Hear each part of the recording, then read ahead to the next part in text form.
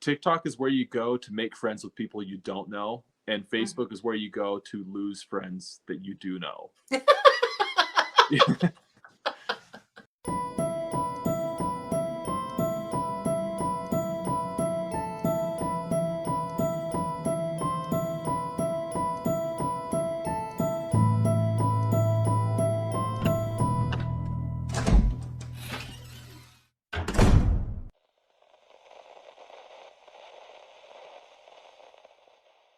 Hey, what's up, everybody? Welcome back to Voices from the Mausoleum. In today's artist interview, I have Tyler Lamph with me. And we're going to talk about some really cool stuff that Tyler does and what motivates him, what drives him, what he loves. And I'll let him introduce himself. Well, like she said, I'm Tyler Lamph. I'm an artist from Salt Lake City. And you pronounce my last name Lamp like a light. We just went over this. A lot of people pronounce it incorrect. So they think that the H has to be pronounced in the name. So it would be Lamph. Yeah. But it's actually lamp like a light. The H is silent. So that's an insider tip. So if I see you at a show or if I see you in person and you say Tyler Lamph or Lamp, I'll know who the true fans are. That's right. Yeah. Cool. So tell us what kind of art you do. So I never really know how to answer this question. I primarily do pen and ink, but as for like a specific category, I don't know what it is. I don't know.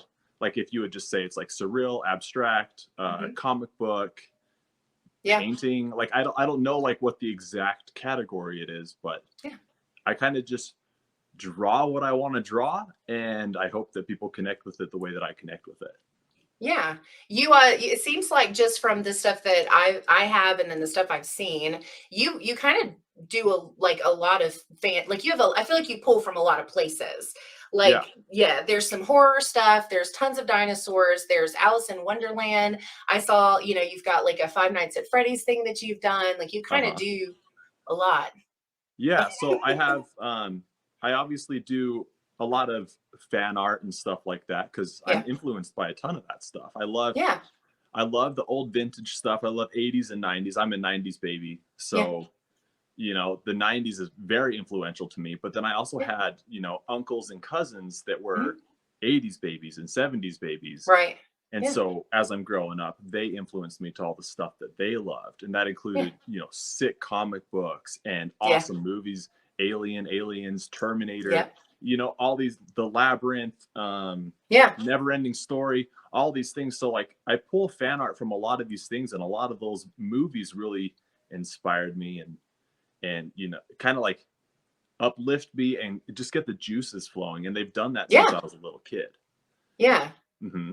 And then as I've gotten older, it's just kind of expanded into other stuff. So I do a lot of fan art. I do a lot of the Never Ending Story, Jurassic Park. You said Five Nights at Freddy's. Yeah. So stuff like that is really cool to me, and it's really good. This is advice for artists that may be watching. Fan art is awesome because there's already an established connection with the audience. Yeah. So if you can take a character that people already love and do a version of it that doesn't offend the character, and makes the character, like you see the character how you see it or how you want to see it, and you put that out into the world. If people connect with that, it's a great way to pull people into your audience because they're going to like your style, they're going to like your vision. But then my favorite stuff to do is, my personal stuff, the weird stuff, the creatures or just the animals or abstract. I like to do like, that's the stuff I love. I love that stuff. And the dinosaurs too. I love dinosaur stuff. Yeah. But the pop culture and the fan art, that really pulls people in. And if you can hone that and capture whatever your favorite character is, your favorite icon is, in a way that other people resonate with, they're going to love your style. They're going to love what you do. And then chances are they're going to love the weird stuff you do too. And so, I can say that's 100% actually what happened to me. I don't remember what the first thing was that I saw, but the first thing that I got was one of your alien shirts. The Xenomorph. That one's the sick Xenomorph. too. And then the other thing that I got, this, I think this might have been the first, because this was what I was like the most excited about, but the pterodactyls. Yes. Uh-huh. So because I'm a huge horror fan, I was like, that's the coolest thing I've ever seen. And I like had to have it. And then I think by chance I may have seen this. I may have seen this after I went to get these, but and then it led me into following you everywhere and looking at your other, you know, the other stuff that you offer. So that's 100% true. You're right. Yeah, and it's and you know, like, I mean, I'm just repeating myself, but that's just like a great way to find people, because people really, it's really hard to draw something that's super your own and put it out there and have people be like, this is sick. This is a character I've never seen before, but I resonate with it. Yeah. And so I'm going to keep following them. And that happens all the time. But it's way easier to see something you like and like the way somebody did that. Yeah. And then go in and dive deeper. Yeah. No, I can see that. Yeah. And the pterodactyls are some of my personal favorites. Yeah. There's some of my absolute favorites, and I want to keep adding to them, because I did the main icons that, you know, everybody knows, but I still want to add Ghostface, you know, and I want to add, you know, I want to add a few more of those iconic characters just to keep that pterodactyl collection going. Yeah, it's a really cool way to kind of do some of the things that you do that aren't related to anything else that you do. That's just you. That's just Tyler, and then adding in those other things. I loved it. Yeah, that was I must have, I don't know, probably like a Facebook ad or something that I had seen, but I was just like immediately, it was like, I have to have that. Like I loved it. Yeah, that's so cool. That's so cool. Yeah. Are you like self-taught? Did you go to school for art? I think that question's always hard to answer. I think primarily you would say I am self-taught. Okay. But everybody's had some training in some form, right? I mean, I don't know any artists who have like never been taught anything ever. You know? Right. Sure. So like we all take art in middle school. We all take art in elementary school, kindergarten, or whatever your school system is. But primarily I would say self-taught, because nobody was teaching me the stuff that I wanted to learn. Everybody wanted me to draw pumpkins, you know, they all wanted me to pastel an apple. Sure. And that stuff is so boring to me, especially when you keep taking art classes, right? Because if you like art, you keep taking art classes. Sure. And you'll do, you know, art 1, art 2. In high school, some high schools, there's AP art, advanced placement art, commercial art, calligraphy. There's all sorts of different art classes. And then you get into college and you have figure drawing and you have design and all these other ones. Yeah.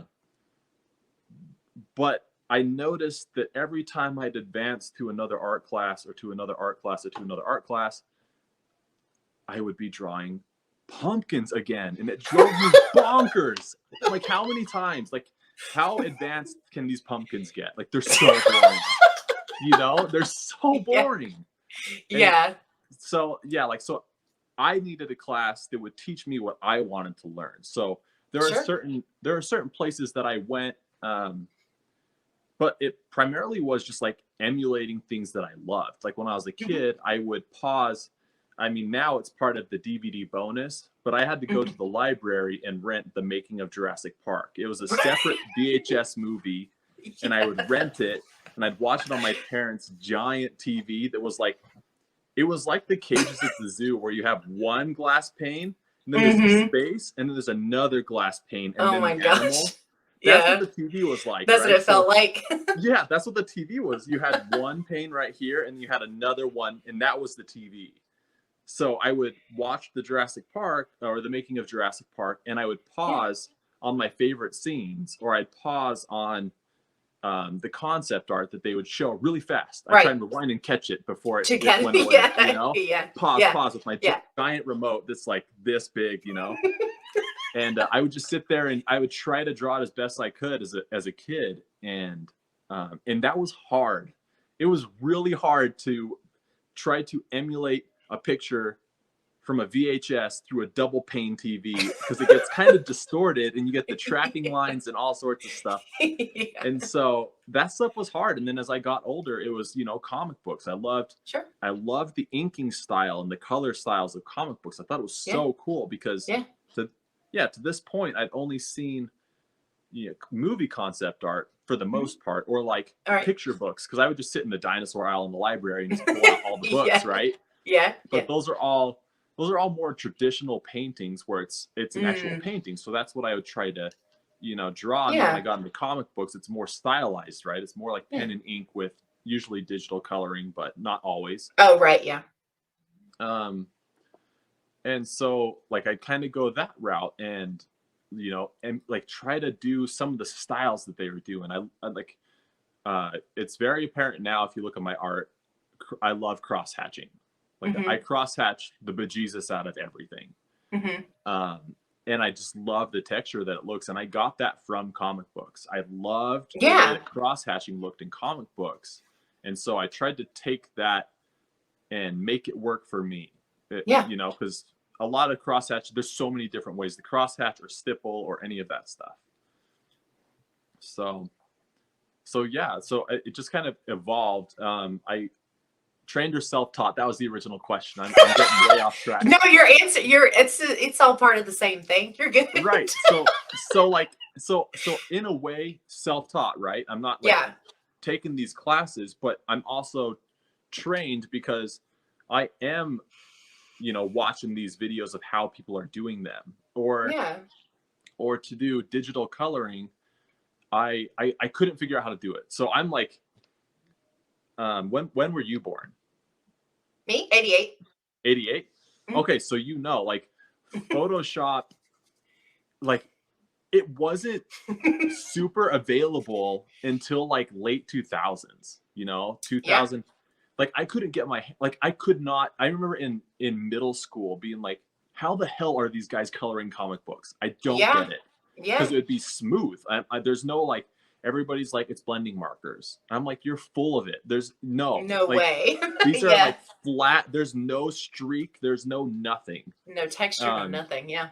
And you can see the comic books that use blending markers, and they look phenomenal. When people are, it adds like a really, really cool texture to it.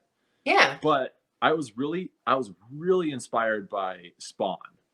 I thought Spawn was the bee's knees. That was the best comic book. And I loved it because they didn't hold back. Todd McFarlane and Greg Capullo and all those guys, they didn't hold back. The details were phenomenal. The way they kind of caricaturized all the characters to add tons of vibrant expressions and make the monsters super animated and super stylized. I really liked that. And where was I going with that? Oh no. I really talking about access to Photoshop and wanting to learn how to do it. That's right. So Spawn used a ton of the digital coloring. Yeah. But I couldn't figure out how they were doing it until I don't think I actually got a copy or like a version of Photoshop until 2009. I was born in 1990, so that's almost 20 years that I'm just like, how are they doing this? It's magic. How are they doing this? And I would ask like my art teachers, and they had no idea. They had no clue. And it wasn't until I finally found, his name's Brian Hamberlin. I think it's Brian Hamberlin. He had online, he still sells them, and they're phenomenal. They're called digital art tutorials. Okay. And I think it's just digitalarttutorials.com. And I found him just looking for stuff. And he's one of the colorists for Spawn. Oh, okay. And during the heyday of Spawn. So for me, Spawn issues 1 to 150, that's the golden era. After that, they like switch artists and they keep switching direction. And it's still a great comic, but it's not the same to me as issues 1 through 150. Those are just phenomenal, especially when there's an artist named Angel Medina that comes in just after issue 100, and his style is so cool. But when I found Brian Hamberlin, I was so stoked because he had a digital art tutorial. I think it was $30 or $35. Mm-hmm. And they were CD-ROMs. So you would order them and they'd send you the CD-ROM. Like it wasn't now where you just download it. Yeah. Yeah. And I had to keep these like pristine, right? Because it's like, oh no, if they get scratched, I'll never be able to put it on the computer again. And yeah, but I was so stoked because he had a tutorial called Coloring the Spawn Way. And I was just like, yes. This is what I've been looking for. Yeah, I've been looking forever for this. Forever. Yes. And so I incorporate, if I ever color things digitally, I incorporate a lot of the stuff that he teaches in that tutorial. And I've met him a few times at different comic conventions that I've done art at. And if he has a table there, I'll run over and chat with him for a minute, introduce myself. I introduce myself every time. We're friends on Facebook, but I'm sure he has a million friends on Facebook. You know? Sure. And there's no way he remembers me, but he's super nice every time I talk to him. Yeah. Aw. But yeah, his tutorials were a lifesaver because he had all different ones. So I ordered a ton of different ones. He had all sorts of different techniques, different ways to use a smudge tool, use just all sorts of effects that have really helped me. And so that's another place where without that tutorial, I'd still be like shooting in the dark. I'd be like YouTubing stuff, trying to figure out how to color digitally because I couldn't find anything on it. And even still, like when I'm trying to figure out if there's something in Photoshop or another program like that where I can't figure out how to get something to work and I'm toying with it, and then I go to YouTube and I watch a million videos. I feel like every video I come across, they explain it in the most backwards way to where when I go to apply it, it makes no sense. And I find the easiest way to do it. And so I really want to start doing some YouTube videos that are just really short, but that make it so, because I try to find the most simplistic way to do it. Yeah. And the YouTube videos are always so confusing that I'm just like, dude, if you would have said it this way, I wouldn't have to watch 50 minutes of you doing this. What it would have to do. taken you 5, you know? Yeah. So, my exposure to Photoshop is sort of limited. I don't create art in that way, but I've used it to do some photo editing and stuff. And it's very, Photoshop is not super user friendly in my opinion. And then you add the same thing. You want to do something that it should only take you like 2 seconds to do. And it takes, is to your point, you end up watching these 20, 30-minute videos and I'm like skipping to the stuff that like, or it doesn't account for different versions too, so I've literally had videos that are like, if you go to this is here. It's like, no, it isn't. It's not there. I can't find what I'm looking for. Crazy. Yeah, it's super obnoxious. Yeah. I feel like you do pretty good about posting on, because I think I follow on Instagram and Facebook are the two main ones, I think. But I feel like was like social media, was that like a hard thing to get used to doing a lot of, like just to promote and engage? And I honestly hate it. I hate it. I'm such like, if social media, like it's amazing. So I don't want to discredit social media, and I don't want to decredit anybody who, you know, loves Instagram or loves to see my stuff on Instagram. Because all of them allow me to, you know, continue to create and do what I love. And so I don't want to discredit anything or make anybody, you know, feel like I don't appreciate them. I appreciate the crap out of everybody. But if I could do art without social media is amazing because you can reach so many people, right? And between like YouTube and Facebook and Instagram and Twitter and TikTok and Imager and Tumblr and like, you know, there's a billion apps out there. Between all of them, you're reaching different audiences. So it's amazing. Like, it's such an awesome tool. But also, if it weren't such an awesome tool and if it wasn't so good, like I'm not gonna lie, my art relies on it, you know, like if I didn't have social media to connect with people and get my stuff out there, I mean, I'm doing traveling shows and stuff like that. Yeah. But I mean, if I didn't have the traveling shows, and I'd have nothing. Yeah. Because for years I applied for art galleries and things like that, and nobody would take me. Nobody would take me because my art was too weird. They wanted the fine arts, right? They wanted paintings of landscapes, and they wanted paintings of pumpkins. It drove me nuts. But and they're all super nice, but they're always like, your artwork's really good, but it's just not a good fit for us. I'd only find really few galleries that were like, yeah, you can come show with us. And that was really awesome of them. And they, you know, and they were really cool. But, you know, galleries now it's more accepting. I see a lot of people with interesting styles being in all sorts of galleries now. Oh, okay. But when I was really trying to do art, I couldn't get into a gallery anywhere. But social media was a place where I could reach all these people that were like-minded, or, you know, they were into what I was doing. Yeah.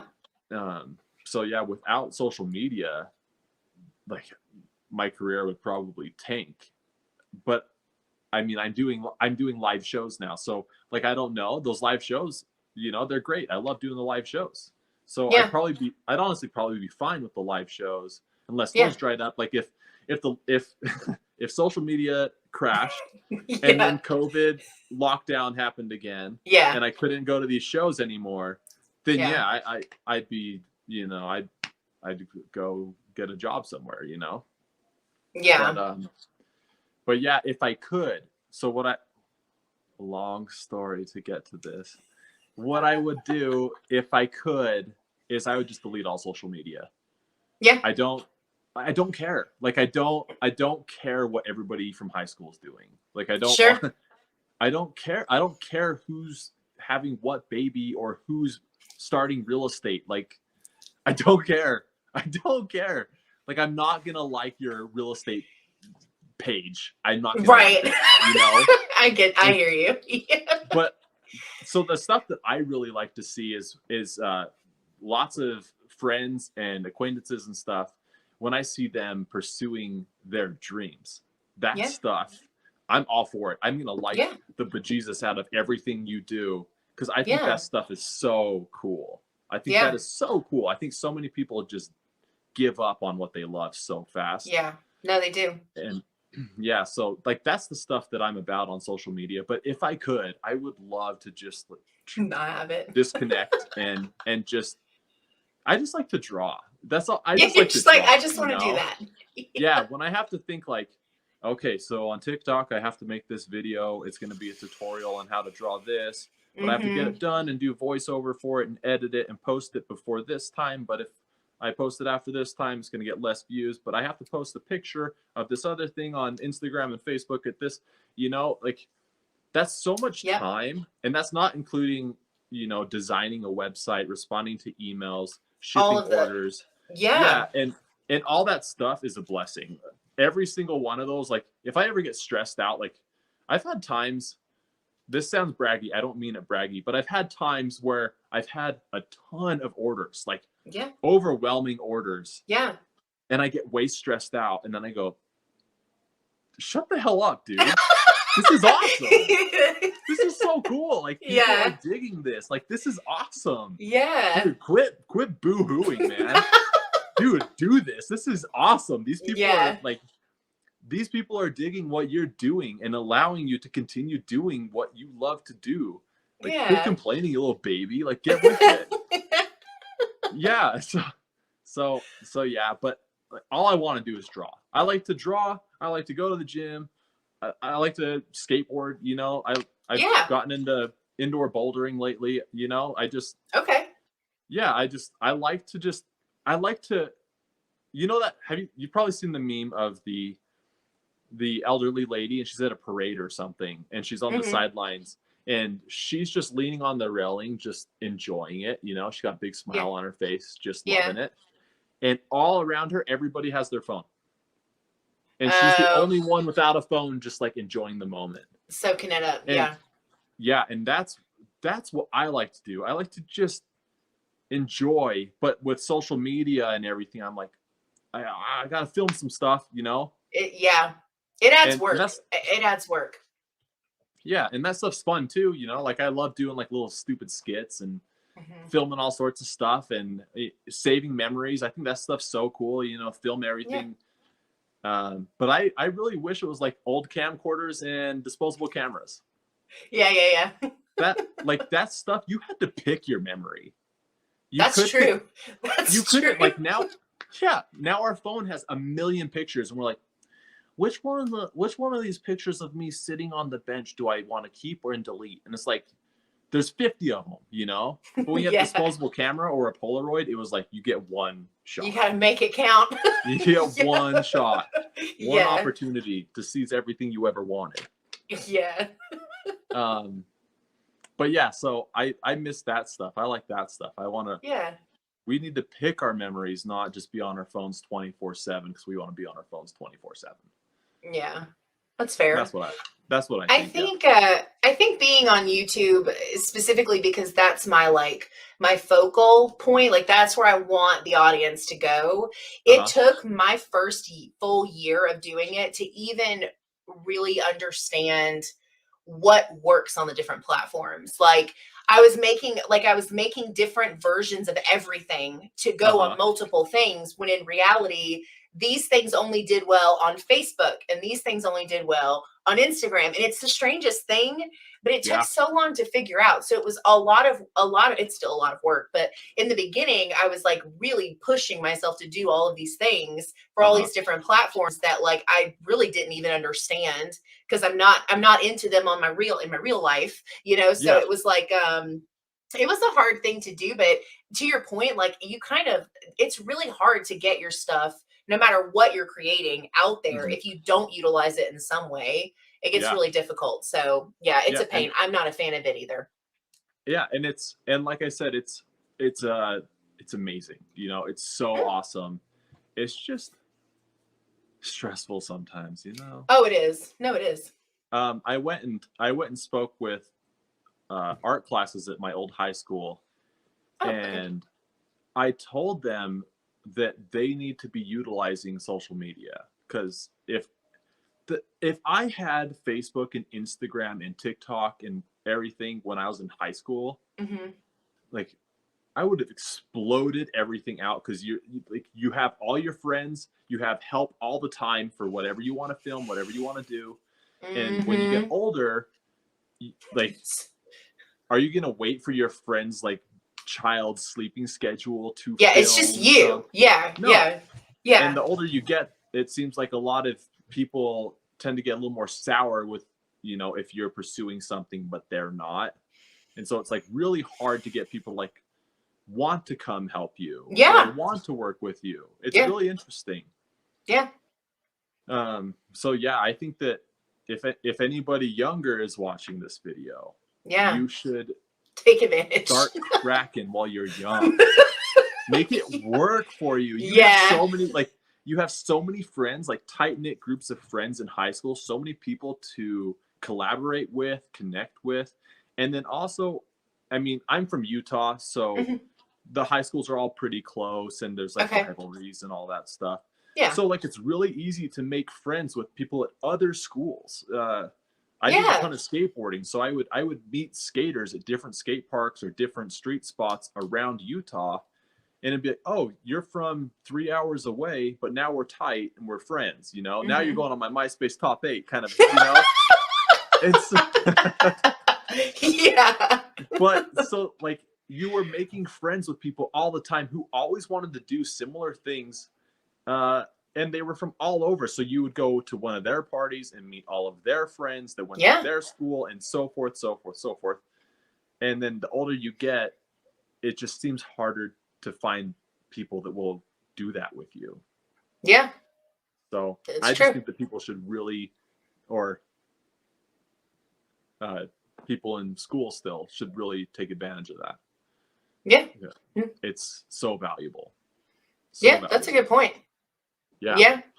Especially because when you're around these people that you've created, you've already met people that have common interest. And then it's like, when you're an adult, it's substantially harder to do that. Like it just is to connect on like these weird, like, you know, I don't know, like I have, there's a specific project manager that I work with that like doesn't get horror on pretty much any level. And because I work where I work, I can wear like my t-shirts and stuff. And he's like so bothered, like Why? it's so bizarre. And it's just like, you know, it's so hard to find, like, if you know, when you're younger, I felt like everybody had everything in common because everybody was into so many things. And you just had, I get exactly what you're saying. Like you had a sense of community in that sense. You had all these people around you. And people like my friends in high school and stuff, we were always willing to do stuff for each other. Whatever, you know, whatever you wanted to do, we did. So yeah, I definitely get what you're saying.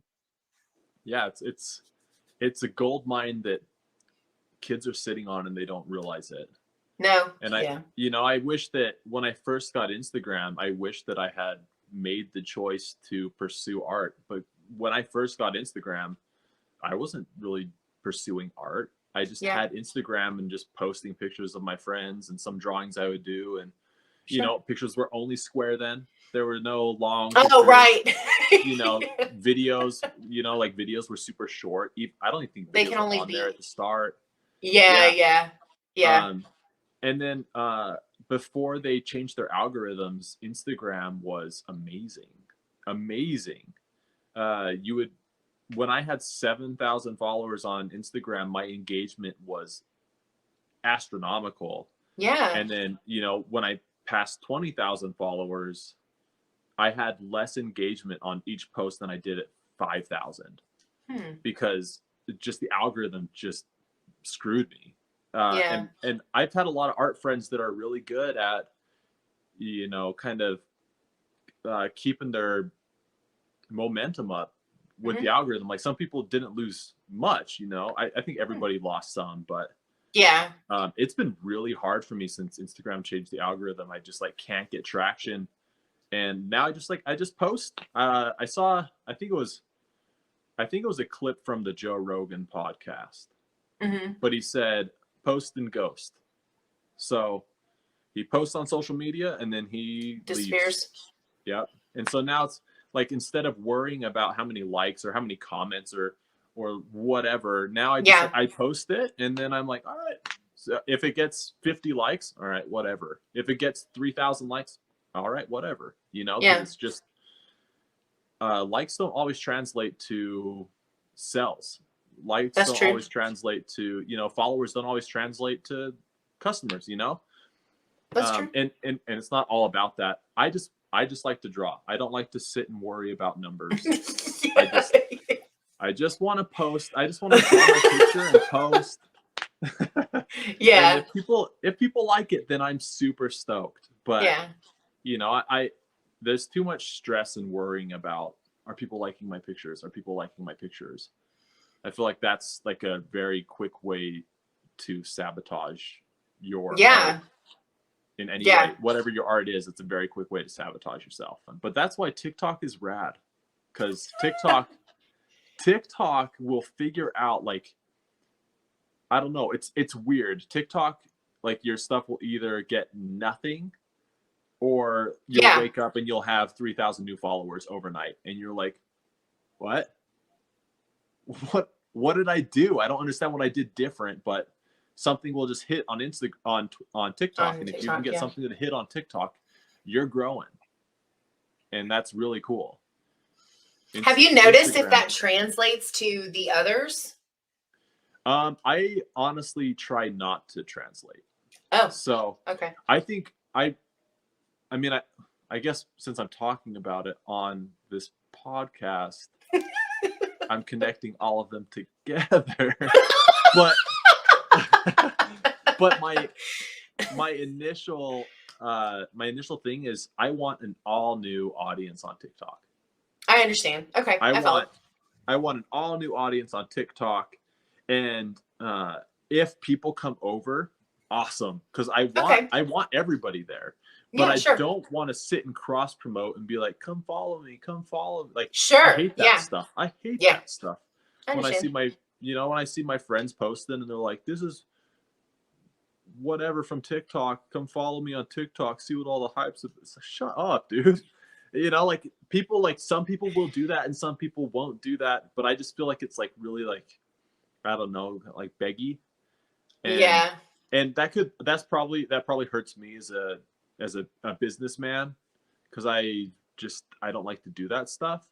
Yeah. But I like the fact that you can build audiences on all these different platforms that are all new audiences. Mm-hmm. Yeah. And then obviously cross intertwine and everything from there. Yeah. But yeah, so I don't think I've linked anything from TikTok to Instagram or Facebook or anything like that, because I just feel like each platform works really well separately, and I think it's really cool to build an audience fresh instead of stressing about getting people from the other same platforms person on 3 things. Yeah. So, and TikTok's really good about that. TikTok's really cool. I feel so weird being like, let's talk about TikTok. It's so cool. But TikTok is really cool. I saw a video where somebody was like, TikTok's a sweet place where you can just be yourself, because TikTok's not going to show my mom and my grandma that I liked this picture of this half-naked girl, or sure, because like if you like anything on any other platform, it'll be like so and Tyler so liked, Tyler liked this. That's true. I hadn't thought about that. That's true. TikTok, all your stuff, like if you like it, it's in like a locked folder that and I mean, I like stuff just to show my girlfriend later because she doesn't have it, so I'll just be like, hey, you gotta watch this video. These videos are so good. Watch these TikTok videos. It's so ridiculous. But yeah, TikTok's really cool because you can just kind of be your own person. A lot of people on there talk about how, like I said, it's really nice. Like I saw one video where a guy was like, I can like a picture of a girl shaking her butt, and my mom doesn't get on my butt about it. And I can like a picture of a half-naked dude that's shredded because I think that's an awesome look that I'd like to achieve, and I don't have all my friends harassing me about it, Right, yeah. He's like, I can like any video I want and comment on any video I want, and I'm basically anonymous. Yeah. And a lot of people talk about how TikTok is where you go to make friends with people you don't know, and Facebook is where you go to lose friends that you do know. So we'll go back to you now. Okay. So I was going to ask you this because I really liked my envelope that my stuff came in. Uh-huh. So you do all this yourself? Wow. So what's that like? It's a lot of work. And that goes right into when I'm like, all I want to do is draw. That's all I want to do. I just want to draw. And I'm doing all this other stuff, but it's, I have a very specific vision on how I like to present my stuff, and I like things to look a very certain way. And I know if I just hired a graphic designer, I would hate their shit and I would redo it anyway. And I'd be out money because I'd be paying for that. Just because you redid it. Right. And I'm a starving artist, right? I am making it work, but you never know. Like some months are way down and some months are good. You never know what is going to come from it. Yeah. And so, yeah, like thinking about hiring somebody, it's just, what? So, yeah, like I wouldn't say everything, but pretty much everything that anybody buys from me is designed and worked through me in some way. Yeah. And yeah, so the envelope that your stuff came in, I designed the whole thing, top to bottom, front to back. The part that you rip the tag off where it says tylerlamph.com. Yep. And I got really tired of postmen bending envelopes. I have so many. I don't have it as much anymore. These are some learning curves that I've had to work through. Because you don't really expect a lot of this stuff to happen until you start shipping stuff. Yeah. But I had so many postmen just take a do not bend folder and just in half and shove it in a mailbox. Yeah. And I'm like, dude, it's shipped as a package, which means they're not supposed to be bent. Like they're supposed to be delivered fresh. It's a package. Yeah. And I've had so many people send me pictures of their packages just folded in half or they look like they've been run over by a monster truck. And I'm like, what happened? What happened? And they're like covered in snow, and like mailmen will just like fold it in half and throw it in the snow, or it rains a lot, they just throw it in a puddle. So I've like learned the long way. So if you're watching this and you've watched this far and you're looking for if you haven't been like, oh dude, this guy won't shut up about TikTok. This old man will shut up. But I'm gonna save you a lot of work and tell you, get a good folder. Make sure it says do not bend on it everywhere. So the one that I sent you, it says do not bend huge on the back, do not bend huge on the front. Yep. Huge, right? Yep. It's like if he missed that, if he missed that, he doesn't have eyes, you know. And these are pretty like they're stiff, like they're not, you know. Yeah, they're pretty stiff. And then I double down when I ship a print, I put it in a plastic sleeve. So if he throws it in the snow, or she, it could be a male worker. If they throw it in the snow, your print's not going to get ruined. Yeah. And then in that plastic sleeve, I put a double thick backing board. Yeah. So if that postal worker is going to try and bend your package, he's going to have to sweat for it. It's going to take some work. Yeah. He's going to have, like, he gets an award if he does it, kind of a thing, you know?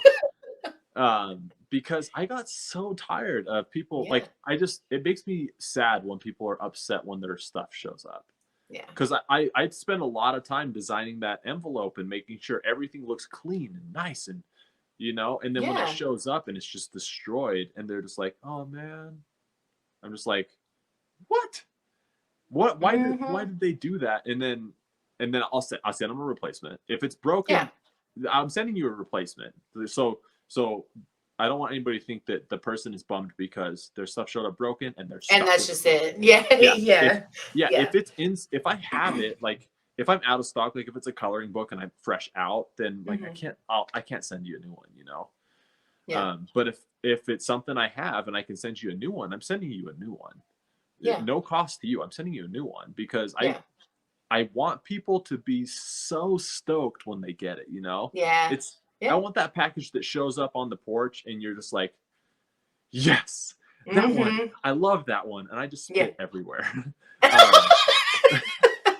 But that's what I want, you know? Like that's the stuff that I loved when I was in high school, and I would occasionally get something from an artist or a comic book and it'd show up in a really cool package.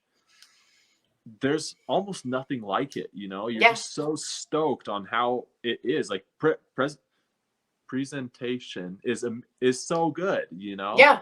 And when it just shows up in a white box, it's like, well, it could be anything, you know? But when it shows up and it's got your art on the outside, or it's got like, I've had people take pictures and they're like, dude, I'm gonna frame this envelope.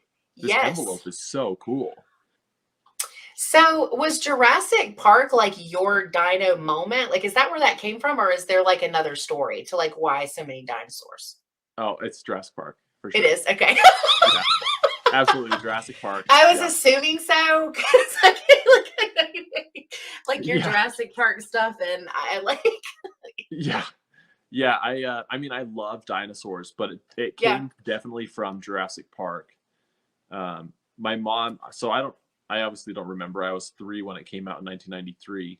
Yeah. But my mom said that she took me to the theater to see it. And then she felt like a horrible mother because she took her 3-year-old to this scary dinosaur movie. Yeah. Yeah. And she said that she kept trying to cover my eyes with during like the dinosaurs gruesome and scary parts. And I was standing on the chair being like, Mommy, no. Trying to like move her hands out of the way so I could watch it. And ever since then, it's just been like, it started with tons of dinosaurs. I love that stuff. And I would always go to dinosaur museums and check out fossils. And like I said, I'd sit in the library and just read all the dinosaur books. And then as I got older, I just kind of like moved into comic books and all sorts of different types of art styles. But Jurassic Park is like the main one that like, So I have 3 Jurassic Park tattoos. Okay. So I love, like, behind me, I don't know, I'll try to move, and the screen's backwards for me, so there's a T-Rex right there. Yeah. Breakout Rex. Then there, you can't really see that one. That's the Winston effect. Stan Winston Studios, they made the dinosaurs for Jurassic Park. Wow. There's a vintage Jurassic Park coloring book up there. Is it a chess set? Is that what the other one says? That's a Jurassic Park chess set. And let me, she's too big. I have an almost 6 foot long replica of the T-Rex from Jurassic Park. Is that the one you call Roberta? Yep, that's Roberta. Yeah. So Roberta is actually the name of, that's what they named the T-Rex in Jurassic Park. I didn't know that, huh? Yeah. Okay. So they named her Roberta. Everybody calls her Rexy after Jurassic World, and I absolutely hate it. It bothers you. Her name's Roberta. Stop saying I love Rexy. I love Rexy. No, it's Roberta. Posers. But like, so Jurassic Park, you know, I don't know how many times I saw the first one. I love the Lost World. I like that one too. I just barely got back from I did the Oddities and Curiosities Expo in San Diego in January. And that was in San Diego, but afterward I drove up to LA with my buddy who was helping me with the show. Okay. And we went to, it's called Icons of Darkness, I think. And it's this private collector in Hollywood that has won all of these props and stuff from auctions from all these movies. Yeah. And he has the Tyrannosaurus Rexes from all 3 Jurassic Parks. He has the Spinosaurus. I say all 3 Jurassic Parks, even though the female, is it the female? Oh, I can't remember which one it was. No, I think it's the buck. It's the buck. The buck in The Lost World is the same buck that they used in Jurassic Park 3. It's the same animatronic. Oh, okay. They just repainted it. Oh, okay. So we're walking around we're walking around the exhibit, and the tour guide is giving us info on the exhibit, which was great. But I'd be like, "Is this the one from this movie?" And he'd be like, "I don't know." And so me and my buddy were like schooling the tour guide on what it was from, what it was from. Yeah, on what was in the exhibit, and he'd be like, "Whoa, no way! Are you serious?" It's like, what? But that was so cool. So we drove up to LA and we went to that, and that was like a dream come true for me because I was able to go see all of these iconic dinosaurs in person, and they're like, I could reach out and touch the faces of all of them. You're not supposed to touch them, so I didn't touch them. I don't want to ruin. But you're just saying that you could, so it's like, yeah, it was that close. Intense, I could have hugged the T-Rex's face, you know. That's crazy. And then they had all sorts of stuff. They had a lot of the original xenomorph costume from the original Alien. Oh, that's really neat. They had an Alien Queen replica, so it wasn't it wasn't the screen used one, but it was an actual replica from all the molds. Yeah. And they had the original Alien Queen maquette from Stan Winston Studios. They had a bunch of Terminator stuff, a bunch of Star Wars stuff. It was so cool. And then I went there specifically because they were going to close soon. But they're opening up a new one in one of the malls in LA. I don't know. I don't know which one, but they're opening up a new one. And the new one is supposed to have the T-Rex, at least the tour guide said. Because online, the website said that the original T-Rex from the first Jurassic Park was in the exhibit. And I got there and it was not. Only the female and the male from the Lost World and Jurassic Park 3 were in the exhibit, which is awesome. Which is so awesome. But yeah. But I really wanted to see the one from the first movie because that's the one that like really captured my heart. Yeah. And but the tour guide said that the original T-Rex is actually going to be at the new location at the mall. So if I find out when they open, or maybe they have opened, I'm probably just going to go back to LA and check it out again because it was so cool. It was they only give you 30 minutes in there, so you're like, dang, you're booking it. And the guy was super chill. Like he let us take a little extra time. Like the second tour group started coming through as me and my buddy are still taking pictures of stuff. Yeah. But the exhibit was so cool, and they had all sorts of stuff. They had tons of horror stuff. They had the new Pennywise costume. They had original props from The Shining. Oh. They just had all sorts of stuff there that was so cool. So cool. Yeah. Yeah, definitely worth checking out if you're ever in that area, especially if you're someone who loves movies or horror or dinosaurs or aliens or any of that stuff. Any of that stuff. Yeah, a lot of fandoms, And they had other stuff too. They had, Miss Doubtfire, and they had okay. So they have a lot of that stuff too. Yeah. It's a little bit of something for every. They have a lot of the Batman costumes. Arnold Schwarzenegger's Mr. Freeze costume. What the Yeah. Yeah, it was really cool. It was really cool. Yeah. I loved that. But yeah, so man, I go off on a lot of tangents. Holy smokes. I love Jurassic Park. I love it. Yeah. I did also audition to be in Jurassic World. Yeah? Yeah, so after Jurassic Park 3, they kept announcing a Jurassic Park 4, but they never... You would see some concept art, and it seemed ridiculous. It was like in a weird 2000s era where every movie was bad. And so every idea was just bad. Yeah. And so you can Google it. You can Google Jurassic Park 4 concept art or unused concept art or Jurassic Park. Anyway, they had some idea where dinosaurs and humans were kind of spliced together. So they did a concept art for dinosaur humanoids that they're really cool, but not for a Jurassic Park. Not for really Jurassic Park. Yeah. Yeah, if you just like cool, like weird monsters, they're cool. Yeah. Yeah. If you wanted to do like a weird monster human movie, cool. But like as a Jurassic Park, it's weird. But yeah, before Jurassic Park was ever announced, I wrote emails to everybody I could find on like Amblin, Universal, anything. Just being like, because there were rumors that they were going to start making a Jurassic Park 4. Yeah. And so I would write emails to all these people being like, can I just be an extra? Like, can I just be in the background anywhere? Please. And nobody had an answer for me. And then finally they announced Jurassic World, and they had open auditions for extras in New Orleans. So I flew to New Orleans and I got a bus and I went to the butthole of nowhere, like out by the NASA facility in New Orleans. Yeah. It's in middle of nowhere. And there's just this red brick building by itself, like all creepy looking, one car in the parking lot. But you walk in and there's like an arrow pointing upstairs. Yeah. So you walk upstairs and that's where they take a picture of you and you fill out some information. And so I did all that, and then I was invited to be an extra, which would have been rad. But they wanted me to fly back out to New Orleans from Utah 2 more times, for one time for costume fittings, and then back out again like 2 weeks later to stay for another week. And you get paid, and I think you got paid like $100 a day. I don't know. Don't quote me on this. But it was so much that I would have been out like $2,500. Yeah. And at the time I didn't have the money to do it. Yeah. Now looking back, I'm like, should have done it, you dumb idiot.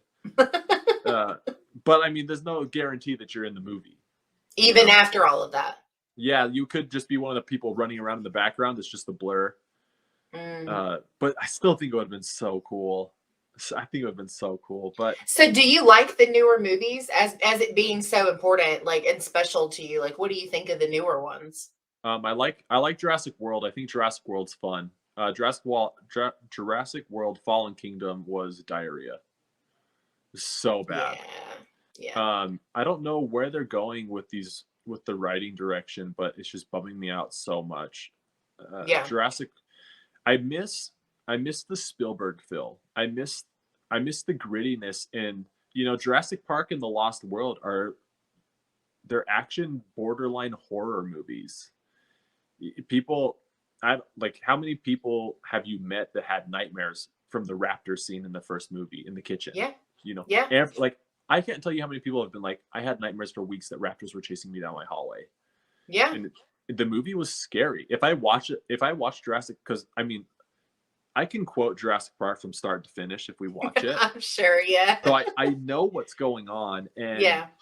I know where the pop outs are, and I know. So if I watch it with someone who's not super familiar with it, I can, like, as the raptor hits the chain link fence or something, I can, jump scare the person I'm with, scare them to death because the movie's so intense, Yeah, it's intense, yeah. And the new movies, like, and they're like so gritty, and they're dark, but they're adventurous, but they're dirty. Yeah. That's a huge thing that movies, I feel like, don't get now, is movies in the 90s and before were dirty. People looked like they were in the jungle, Yeah. And you go see Kong Skull Island, and people are walking through the jungle, and they look like they had a fresh shower every day. Like they stayed at 4 Seasons, yeah. Right. There's no sweat. There's not a drop of anything to make up. Like, it drives me crazy, and it's the same thing with Jurassic World. They're like running around, and Claire's everything is still jungle. In its place. It's like, yeah, and Claire's running through the jungle in a white dress with heels, and like totally fine. It's just and she gets kind of dirty, and then she's fine, and I don't know. It's just like so clean, and I miss the gore. I miss in the Lost World, Eddie Carr gets ripped in half in front of your eyes. The T-Rexes bite him and rip him in half. Yep. And in Jurassic World, and especially Fallen Kingdom, everything is what's the word I'm looking for? Insinuated? It's like a closed door or like a curtain. Like, what happens, but it's like, I know what you mean. I know what you're trying to say. It's like so kid friendly. Like, they're trying so hard to be a family movie instead of what it was. Yeah, it just bums me out. Like, I wanted to see the Indominus Rex just wreck someone, That hybrid was so cool. He was, or she was. And I think it's interesting because it's so funny. So, like, I remember going to see Lost World in theaters. My mom took me, and there's that scene where they're in I think it's like a shed or something, and they're like digging to try to get out the other side of the building. And there's that moment where that raptor sticks its head. Everyone in the theater did this, like everyone. Oh, yeah. And it was like an audible gasp, like everyone. And it's funny that you say, like, because you said that you were like 3 years old when you saw the first one. So I have an almost 4-year-old who's obsessed with dinosaurs. And so I'm thinking, like, we watch a lot of cartoons. I was like, we should watch Jurassic World because it was like streaming on something. And it's funny because it isn't anywhere near as gory, but the dinosaur on dinosaur stuff was, I forgot. So it was like trying to explain like why why the Indominus ate, we call it Bumpy because that's the name of it on like an animated show, but the Ankylosaurus. And I was like, shit. I was like, I didn't think about these. So they had a little bit, but you're right. There wasn't the human stuff. Like it was very like, there's only like a couple of moments, and then everything else was fade or pan away kind of. Yeah. But I do agree. Like, I think that was one thing that Jurassic World did that was pretty cool, is they did show more dinosaur action. A little bit. Yeah. Like one-on-one dinosaurs hunting or anything like that, which was really cool. I mean, you have some in Jurassic Park and the Lost World and Jurassic Park 3. But yeah, that was cool. It was really cool to see I like that they did a lot more dinosaurs. It was really cool to see. Yeah. But a lot of it felt forced, like the parents' potential divorce. Like, it's like, what? What like, is you're that trying even to like pull at our like, heartstrings and get that family dynamic going, but it's not working. We're just watching a dinosaur movie. Yeah, and then Fallen Kingdom just turned into just a train wreck. Like, I didn't care for that one. And I watched the trailer for that one, and I was like, cool, I just watched the whole movie, thanks. And then I went and saw it.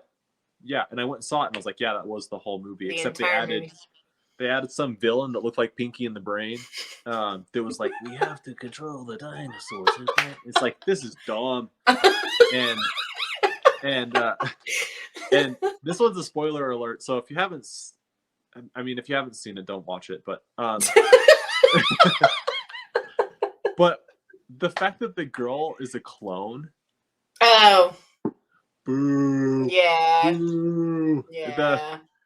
That part was so dumb to me. And like the fact that the guy's like nephew or whatever is like this villain that like suffocates his dad to like take over the legacy, and the dad like is holding like a, sorry, my camera's backwards so I can't tell this. It's okay.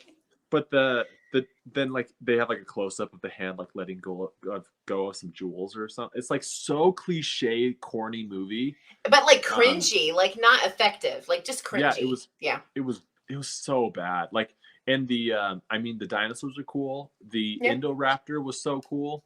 Mm-hmm. But there are so many flaws, and there are so many. I just don't know how like the writers thought they could get away with changing the island. Like the island. Oh.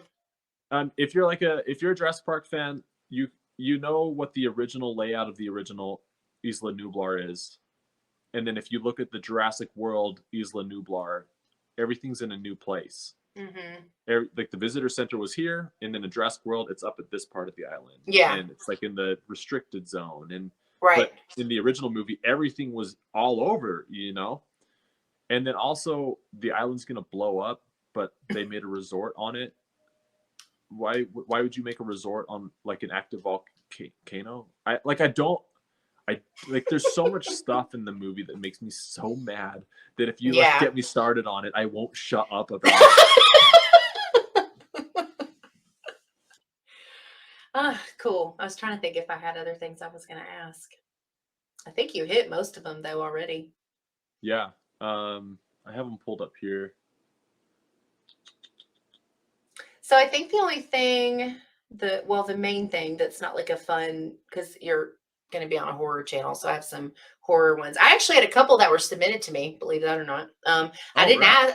Like I was talking to people, like telling them about my next artist interview, and like I was like, oh, you should ask him this. Like, you know, people who like knew who you were. It's pretty neat. Talked about So when you do that, I was interested in this from a logistics standpoint, because you are, like you said, like a one-man band. So when you do these shows, the what did you call them? The booths and stuff that you do? So is that like something you just started getting, like being able to do? Because I guess COVID, were you doing them before COVID, or like how did that kind of happen? I started doing them in 2013. Oh, wow. Okay. 2012. The first one I ever did was the first ever Salt Lake Comic-Con. Oh, that's cool. So yeah, it was supposed to be a small, I think it was supposed to be a small expo type thing. Yeah. And then it just exploded. It just got huge. So I was really stoked to be in on that. And it was right around the time when I first decided to start pursuing it. So it was kind of one of those things where I was a little nervous. I didn't know if people would like my stuff. I didn't know if I would sell. I had no idea. So I just did it, and I sold out 3 times over the weekend. Wow. And like, granted, I didn't have a ton of stuff. You know, I was just starting. Yeah, sure, but still, that's awesome. I just remember being like, what the? Yeah, I remember the last day, people like running to my table just to buy whatever the last thing was. And I'm not exaggerating, running. You know, there's like 5 minutes left of the show, and down the aisle, like groups of people are just running to snag whatever last prints I have on my table. And that was so cool for me, because I didn't know. I didn't know. Like I told you, I was nervous. I didn't know if I would get any sales. I didn't know if people would hate my stuff. Like I had no idea, and I'd been rejected from all these different art galleries and stuff. And you know, I just didn't know. I had friends that always told me, your art's so cool, you know, but those could just be friends, you know, you don't know. Well, sure. Yeah. And but yeah, so that was like one of the first times that I actually pursued or tried to do a big show like that, and it was just awesome, and I met so many cool people. And then from that point, I just kind of refined my table and my layout and all that stuff as the shows went on. And it seems like a lot of the shows they kind of got their stuff together as well. Yeah. I know what you Like mean. Yeah. it's more structured now, certain things, or they figure out, I don't know. You just get more used to it. Yeah. Yeah. Um, Imagine. Yeah. yeah. I definitely like to do, if I can, I try to always bring somebody to help me because it can get really crazy if you're just running a table by yourself or a booth by yourself. But yeah, I've been doing them for a long time, but they died. So in 2020, at the beginning of the year, I quit my day job, and I was like, I hate this job. It's making me depressed. I don't want to do this anymore. I just I want to be happy, like I'm tired of doing these, working a day job and just being bummed out and tired all the time. I want to do what makes me happy. And I love art and stuff. And so anyway, 2020, I quit my job. I was like, I've had enough. I'm done with this. Yeah. And I lined up art shows all year. So I was going to try to do all these art shows. And seriously, I quit. And then the next month it was like COVID, lockdown. Yeah. And I was like, oh no, what am I going to do? And it's cliche and it doesn't always work. And but I just think if there's something that you want to do or somebody wants to do, you need to do it. Yeah. Because if you follow this, don't follow. It's all backwards in my. My heart's over here. But if you follow this, you don't follow this. This thing will talk you out of everything every time. That's true. You'll be like, I really want to do that, and then this thing will come in and be like, but what if this? Or I really want to quit my job. I hate it here. It makes me sad, depressed. This thing will be like, yeah, but you won't be able to pay your rent. You won't be able to do anything. And then you talk yourself back into staying. Yeah. And one of my favorite quotes is, you can always count what you'll lose, but you'll never count what you'll gain. Oh, that's a good one. Yeah. And so it's really easy to be like, oh man, I'll lose this paycheck. But you'll never know what you'll get when you leave. You never know what's coming to you. Yeah. And I just feel like if you pursue it, whatever you believe in, the universe, God, energy, whatever, karma, I just feel like if you follow this, whatever you believe in will catch you. Yeah. It'll catch you. Yeah. And so I quit my job and then COVID hit and I've been fine. That's awesome though. I've been fine. I've had months where they're low and it's good to save money. It's definitely I don't want to be stupid and just spend everything and be stuck. Right. But I've been really lucky to be able to just keep doing art. And so COVID hit and then all my shows got canceled and I was like, oh no, do I have to go back to work? Do I have to go back to this job that I hate? They're like, what do I have to do? And I just kept drawing and then online was doing great during COVID. And then COVID, the quarantine started wearing down a little bit and then shows started coming back. Yeah. And so it just works out, That's great. I'm glad that it wasn't this huge, because I know there's plenty of people that when they weren't able to do things like that, it was really rough. People who did have to go back to finding desk jobs or day jobs or whatever you want to call them, just because there was no option, and when you do those jobs and you hate them, it's hard because it drains you so much that then you you can barely muster to get anything together to do what you do love and what does make you happy, because you're so busy trying to make this other thing work. So yeah.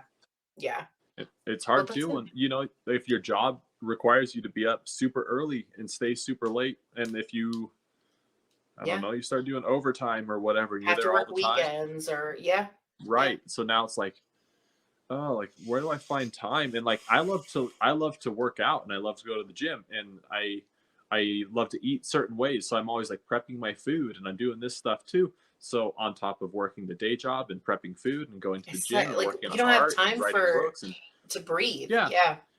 So I don't know, I'm very fortunate to be able to do all the stuff that I'm able to do, and I'm super thankful to everybody who supports me and likes the stuff that I like. I couldn't do this without other people loving what I love, you know? Yeah. Yeah. So, you know, I'm really lucky to be able to do all of this, but I'm glad that I did quit that job. And like I still think about picking up a job. I always think about getting a part-time job at a movie theater because not because I am like, oh, I need to make some cash. It's just like perks. Perks, and I miss working with friends, you know. Oh, yeah. Yeah, when you're just an artist, I mean, you're just kind of doing your own thing all the time. I mean, you go out and you hang out with friends, and you go hang out with friends, and you travel for shows, and you hang out with friends there, and you go to dinner, but for the most part, you're like by yourself all the time, and which is really nice. But I miss like going into work every day and being like, hey, friend, you know, like interaction. Yeah, just hanging out with all your friends that you see every day, and you kind of you just have a good time together, even though you hate the job. But so I thought about just every now and then I think about getting a job at a movie theater or something where I can just go in a couple times a week just for a few hours, hang out with some people, and then see some rad movies. Because I love the movie theaters. I love the environment. I love the smell of the popcorn. I love the big screen. I love hearing the bass booming in the theater next door. I love all of that stuff. I love it. And so like little things like that where it's like, I think about sometimes getting a part-time job somewhere that I'd be happy, like a movie theater or a dinosaur museum or front desk at a gym. I don't know, like just something. Just stuff that I like to do and gets you out of the house, get you some fresh air for a minute, and make a little extra money. But I'm too busy. I'm too busy. But I think about it sometimes. It'd be really nice. I wish that jobs would hire you and be like, okay, let us know when you can come in, you know? Right. In a perfect world. Yeah. You just text them and be like, hey, I'll be in for 3 hours tonight. They're like, sweet, we'll take you. Yeah. But a man can dream. Yeah. Well, I won't keep you too much longer, but I'm trying to make a habit of asking this question because, you know, a lot of people that come on are talking about horror movies specifically. So do you consider yourself a horror fan? Like, are you do you like a lot of horror movies? Yeah, I mean, I love horror movies, but I don't want to just say I'm a fan because I know there are fans that are way bigger fans than I am. That's fine, you know? But you do watch and you like horror movies, right? Yeah, I love horror movies. Okay, so what do you think is like your favorite? Like if you had to say what your favorite horror movie is. So I was thinking about this earlier. Yeah. Because I'm very indecisive. Okay. Because there are things I really love about certain horror movies. Sure. So I'll name a couple. So okay, that's fine. Some people might not consider this a horror movie, but I totally do. Signs. Yeah. I effing love Signs. Yeah. I love Signs. I mean, I saw it in the. It's a dollar theater now, but it's an old theater in Utah, and I saw it with my buddy and his grandma. And at the party scene where the alien walks across, my friend's grandma screamed. We all screamed. I was in 7th grade, but we all screamed, and my buddy's grandma screamed and swung her arm and hit my buddy right in the throat. Oh no! And I thought his neck was broken because she freaking she got so hard, like right into his throat. But that movie, like, that's one of the movies, and it could have been just because I saw it when I was younger, but I know that it did the same thing to my parents when we watched it. Did the same thing to my buddy's grandma. But that's one of the movies that, like, it had really insane jump scares, but it also made the hair on your legs just stand up. And I agree. That's one thing that I love in a scary movie is if jump scares are great. Sure. But if it makes me just like and like the hairs on my legs stick up. Yes.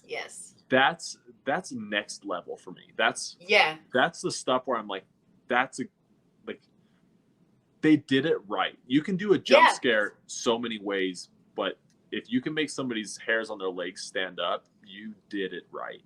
Yeah, that's the stuff that lingers. Jump scares, a lot of times, while effective, they don't linger. Once that Right. part's over, you're like, haha, and then you kind of like move on from it. But the other Yeah. stuff that hits you like kind of crawling into yourself, and you're like, what? Like you get really uncomfortable. That's the stuff Uh-huh. that you think about after the movie's over. Uh-huh. Yeah, And yeah, it's stuff that, so you had a question in here.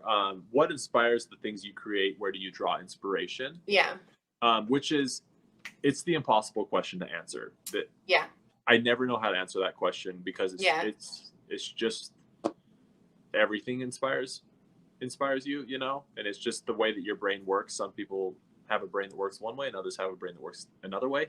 Yeah. But a Mhm. huge thing is, Signs is a good example of when Mel Gibson is going through that cornfield at night, and he has the flashlight, and it's nighttime because they hear a noise out there, Yeah.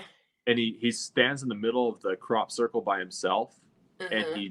he's just yelling stuff, right, to like scare people away, or what, I can't Because remember he what he thinks they're says. being messed with. Yeah, yeah, yeah, Yeah, yeah. he thinks he's being Yeah. messed with, but he's scared, right? But he's Yeah, trying to he's act very cool. uncomfortable.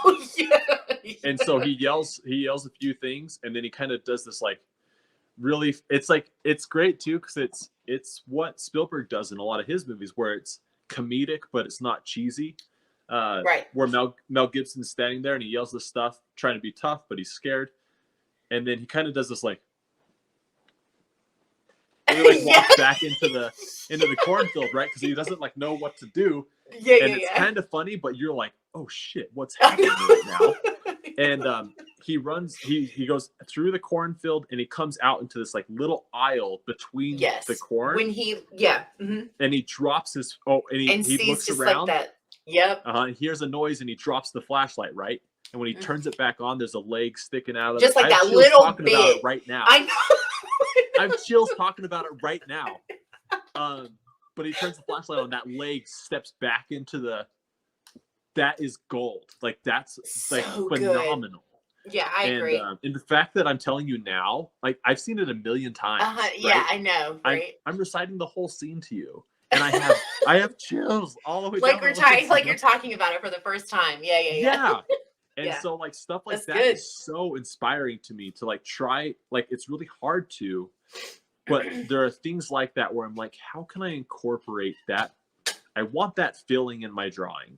Like, yeah, I don't know how to do it, but I want to get that's that what out. you want to like. Yeah, yeah, yeah. Yeah, and so the things like that are very inspirational to me. I think that stuff's really cool. Yeah. And then I'll tell you a few more scary movies real fast. Okay. I love Saw. Yep. I just remember I would watch that one all the time. Saw 1 and Saw 2, I'd watch them all the time. Didn't faze me. I love movies that have a good twist. Mm-hmm. Yeah. I love and they weren't there's like a level of gore where I'm like, nah, it's too much. I'm just not into it. Sure. But Saw didn't push that level for me. Okay. Everybody was always like, Saw is just too gory, and to me, Saw wasn't. I felt like Saw was like at that mark, but it wasn't over. It didn't go over it. Yeah. No, I agree. Yeah. I agree. Movies like Hostel, I'm just like, I'm not into this. I'm not. Hostel wasn't my jam either. Yeah. But so like, I loved the Saw movies, and I love The Fourth Kind. Have you watched The Fourth Kind? Yeah. So it's so funny. So I do this every other Saturday. I do this episode or this podcast only episode. So there's no like video, it's just sound. And it's my friend Tasha and I, and we do horror bestie breakdown. And so we started doing these because she did her influential horror, which had signs on it.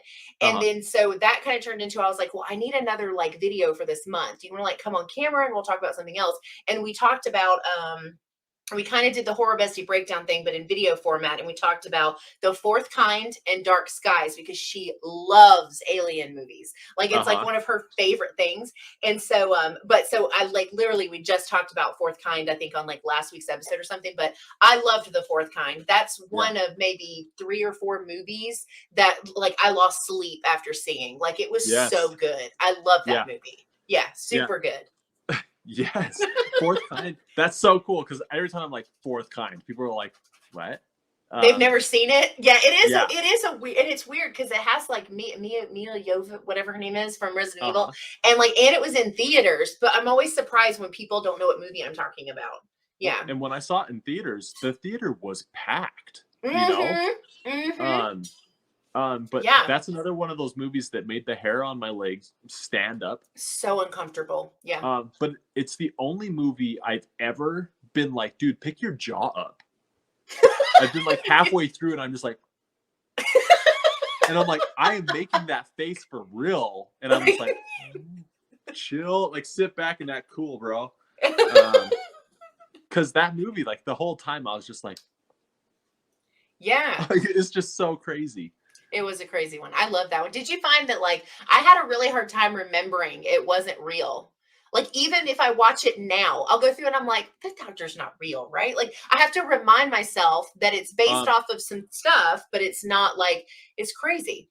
I'm still like half convinced it's real. Well, like, in Nome, Alaska, well, Alaska in general, but Nome, Alaska really, or like, maybe it's not exactly known, but there are towns in Alaska that are notorious for missing people like that. So some of that stuff is like, you know, and Alaska is kind of known for like, I think they have like some UFO stuff too, but it's so I remember like when after I left the theater and I was like, I'm never sleeping again in my life.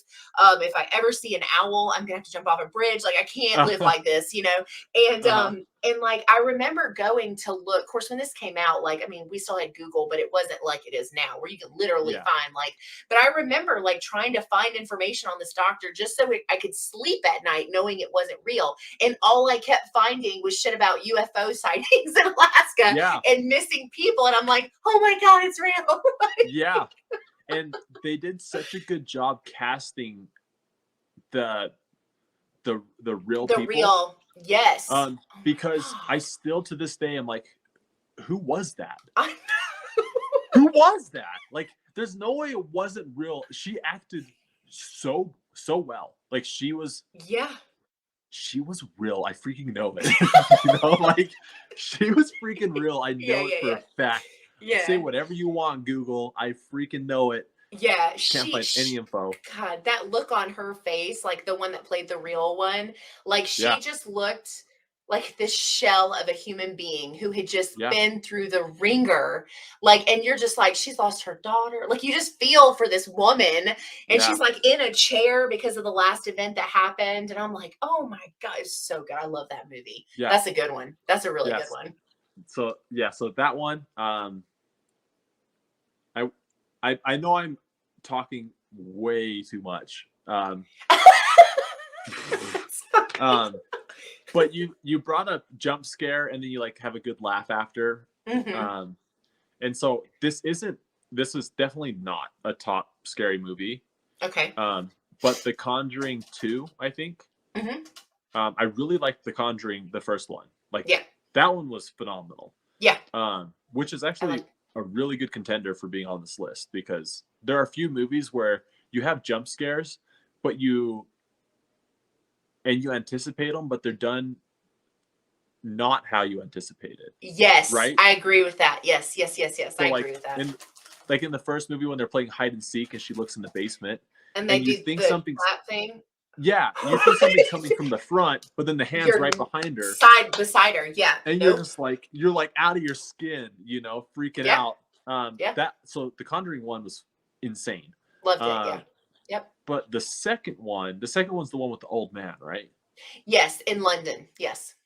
Okay, so that's the one. And I didn't really care for it. I thought it was really cheesy. Okay. I thought it was pretty good, but I felt like there were tons of things that I've been seeing. I think it's James Wan. James Wan. Mm-hmm. Those movies tend to have this kind of a thing, but remember that scene where they're trying to open the door and the kids are in there screaming and they see the face in the door frame or in between the gap of the door. Mm-hmm. Right. But so like I feel like that could be really cool, but then it's just an old man that's just like backing up away. And to me that's so corny and dumb. You know? And it immediately just like zaps me out of it. The same with Insidious with like the demon guy, like behind the The chair. red and black Yeah, face. so he was Yeah. like so corny to me that I couldn't even get into the movie. I thought he was so No, corny. I like that franchise. That's funny. Yeah, Yeah. a lot of people really liked him, but I just He thought it just was didn't so hit for you. Yeah. nah, yeah, it's too corny for me when it's just like I don't know. I understand it's a very specific style, but I Yeah, just can't get into I it. guess that's true. Yeah, well, and I Um, think too, it's like interesting because like I have so many conversations about horror movies with so many different people from like all walks of life and backgrounds and stuff, and it's so funny because it really is like it's as simple as what works for you doesn't always work for everybody else, and right. I think that there's this really hard line between scaring somebody and oversaturating them with what you're scaring them with.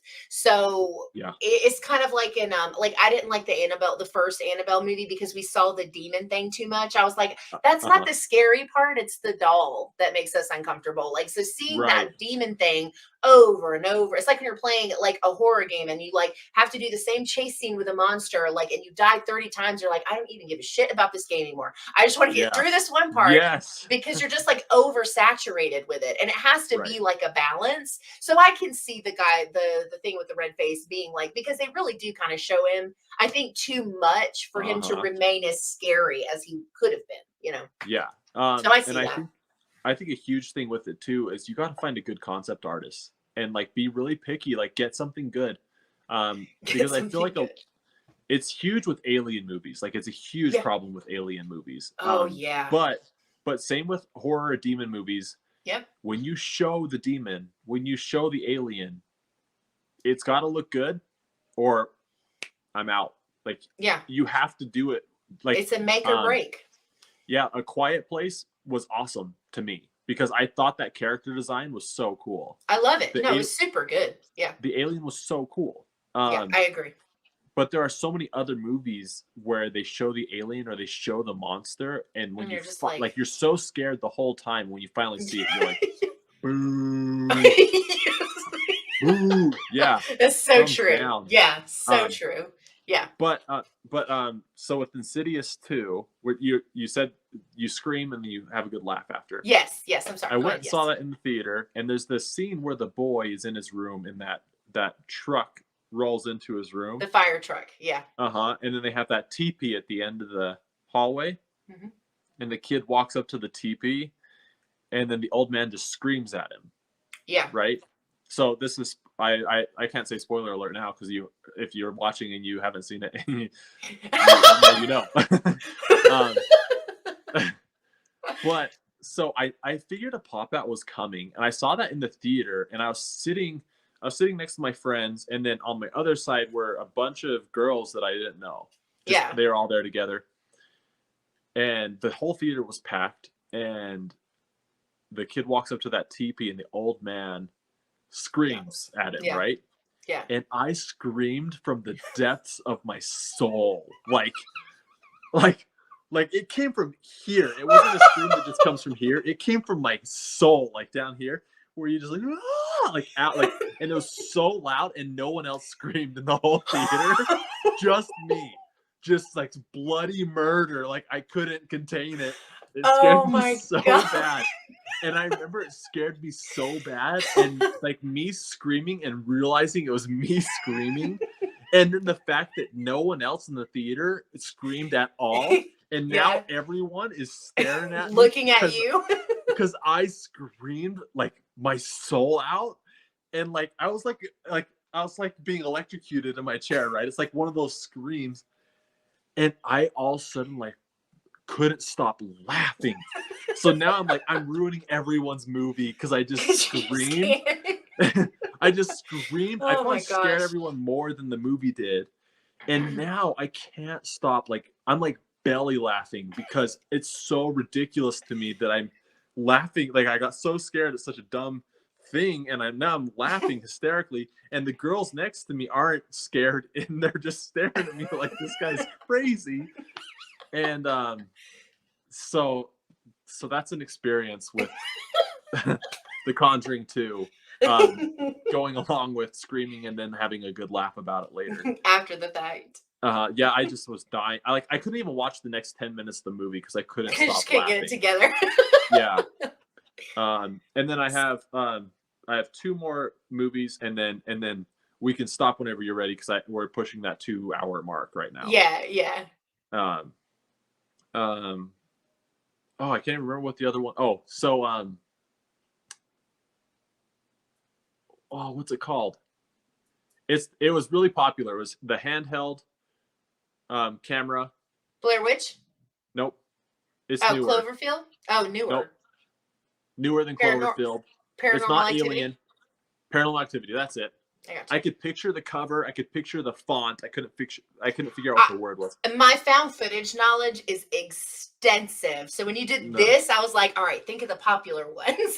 I know so many. Actually, I'm watching, I, for some insane reason, committed to watching one new found footage movie that I've never seen before every day this entire month. That's a really cool genre. So found footage is my favorite subgenre of horror, my absolute favorite. And I got a couple people that agreed to watch some of these movies, and then we're going to do a live about it in April and just kind of talk about the subgenre in general. Cool. But yeah, no. So Paranormal Activity is a good one. I love that one. Yeah, and that's a scary movie that I went to multiple times. Yeah, I was like, I need to see this again. This was done really well. They did a really good job of they did not advertising them as actors. Oh my gosh, yeah. They did such a good job with all that, and the way that they really built the tension throughout the whole movie it was just done really well. And Perfect. I just remember the last scene, spoilers, where the body flies at the camera. Yes. Mika. So I remember that scared me to death. And then the third time I saw it with my buddy, and he screamed so hard that he got Charlie horses in both of his calves, and he got a head rush. So he had to sit holding his head because he's like, my head is pounding and I have knots in both calves because it scared him so bad. It got him that good, yeah. And that was a good movie that had both of the raising the hair on your legs stuff. And but also the jump scares. And it's one where you never see what's bothering them. You never see it. It's just these noises and these flashes of things that it manipulates you into seeing. Like the shadow on the door is very human, but the steps in the powder are very demonic. You never know what it is, and that is so crazy effective in that movie. Yeah. And the way they use the soundtrack too, where it's only bass, right? Yes. So there's no music. It's just like the bass that noise. You can just hear it. Yeah. Yeah, and you're like, oh, what's happening? What's about to happen? Yes, so good. I love that one. Yeah. And the last one that I just wanted to throw in because we got to have a slasher in there is Scream. Scream. I had a feeling you were going to say love Scream. The I first do too. One. Yeah. Yeah. But it's genius, right? It's making fun of scary movies, but it's a scary movie. It's a scary movie, yeah.